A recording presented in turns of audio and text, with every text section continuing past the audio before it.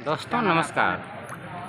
The सरकारी कर channel की टीम इस वक्त घोसी में है और यहाँ घोसी में उपचुनाव हो रहा है और हमारे बीच कई साथी मौजूद हैं। साथी अपना संक्षिप्त परिचय दीजिएगा। मेरा नाम सर्वेश अम्बेडकर है। समाजवादी पार्टी का मैं प्रदेश सचिव हूँ और घोसी विधानसभा में माननीय अखिलेश यादव जी के द्वारा चुनाव प्रचार कार्य के लिए भेजा गया हूँ। आज ही मेरा इधर कार्यालय पर आगमन हुआ है। घोसी में देखा जाए तो दलित वोटर्स काफ़ी संख्या में है। क्या लगता है कि बहन जी के न उतरने से दलित वोटर सपा के साथ आएंगे? देखिए, दलित समाज की मुझे जैसी जानकारी यहाँ से मिली है कि निर्णायक वोट यहाँ का दलित समाज है और जिसकी संख्या तकरीबन 70-80 हज़ार बताई जा रही है और वो वोट खाली है। बहुजन समाज पार्टी की तरफ से कोई उम्मीदवार नहीं है, इसलिए वो वोट खाली है और वो 100% वोट समाजवादी पार्टी के पक्ष में है। इसलिए कि दलित समाज जागरूक समाज हो गया है। हर घर में ग्रेजुएट पोस्ट ग्रेजुएट बेटा और बेटियां हैं। उन्हें अपने संवैधानिक अधिकारों की फिक्र है, चिंता है और भारतीय जनता पार्टी जब से इस देश में काबिज हुई है तो उसका एक ही निशाना रहा है कि बाबा साहब डॉक्टर अम्बेडकर जी के द्वारा बनाए गए संविधान को समाप्त किया जाए और पुरानी व्यवस्था फिर से यहाँ पर लागू की जाए। इस व्यवस्था से दलित समाज बहुत आक्रोशित है, बहुत नाराज है। इसलिए भारतीय जनता पार्टी को 24 में भी समूल नष्ट करने के लिए दलित समाज ने कमर कस ली है कि इस बार एक एक वोट बाबा साहब डॉक्टर अम्बेडकर के नाम पर, भारतीय संविधान के नाम पर एक एक वोट समाजवादी पार्टी को देने जा रहा है। यहाँ पे राष्ट्रीय सचिव भी मौजूद हैं। सर, आप भी अपना संक्षिप्त परिचय दीजिएगा, फिर सवाल करते हैं। मैं शिवचंद्र राम, समाजवादी बाबा साहब अम्बेडकर वाहिनी का राष्ट्रीय सचिव हूँ। तो जो राष्ट्रीय अध्यक्ष जी ने पीडीए का नारा दिया है, क्या इस उपचुनाव में उसकी परीक्षा हो रही है? पीडीए जो इस समय चर्चा में है।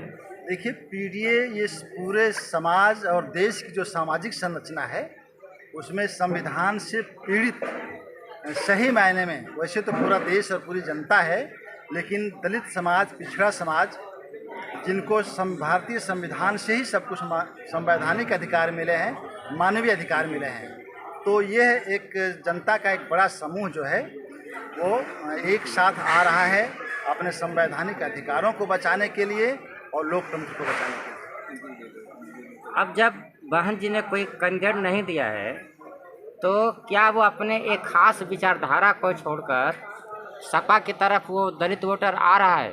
देखिए, दलित वोटर अम्बेडकरवादी वोटर है, सही मायने में समाजवादी वोटर है, तो कैंडिडेट नहीं है ये हमारे लिए एक प्लस पॉइंट है।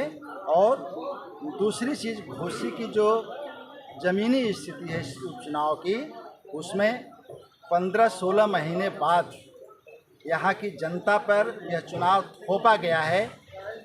भाजपा का जो वर्तमान प्रत्याशी है उसकी लालच भरी नीतियों के कारण, सोच के कारण, तो आक्रोशित जनता है। इसलिए भी समाजवादी पार्टी के पक्ष में लामबंद हो गई है और जो बड़ा उद्देश्य है अपने संवैधानिक अधिकारों को बचाने का, उसके लिए पूरा दलित समाज, वंचित समाज, पिछड़ा समाज एकजुट होकर के काम कर रहा है। जी, देखा जाए तो जब से इंडिया गठबंधन बना है उसके बाद संभवतः ये पहला उपचुनाव है और इसमें सपा के अलावा अन्य किसी घटक ने उम्मीदवार दिया भी नहीं है। तो क्या आपको लगता है कि इंडिया गठबंधन के बतौर या पहली चुनौती का सामना किया जा रहा है? ऐसा आप कह सकते हैं, क्योंकि ये सच्चाई है। इंडिया गठबंधन के बाद कम से कम उत्तर प्रदेश में ये पहला उपचुनाव में हम लोग उतरे हैं और निश्चित रूप से जो इंडिया के बनाने के पीछे जो मंशा है वो मंशा यहाँ भी काम कर रही है और पूरा जो भाजपा विरोधी, आरएसएस विरोधी ताकतें हैं वो उनको सबक सिखाने के लिए एकजुट है। इधर एक आध सप्ताह की बात है कि मेन धारा के चरणों में भी जो है संविधान खतरे में है, नया संविधान लिखा जा सकता है। इस पे बहुत सारे एंकर जो है चर्चा कराने लगे हैं, जैसे संदीप चौधरी हैं, रवीश कुमार हैं, या कुछ जो गोदी मीडिया कही जा रही हैं, उनमें भी ये चर्चा का विषय बन चुका है। तो क्या घोसी उपचुनाव अगर सपा जीत जाती है तो संविधान बचाने की तरफ जनता के रुझान को यह प्रतिध्वनित करेगी?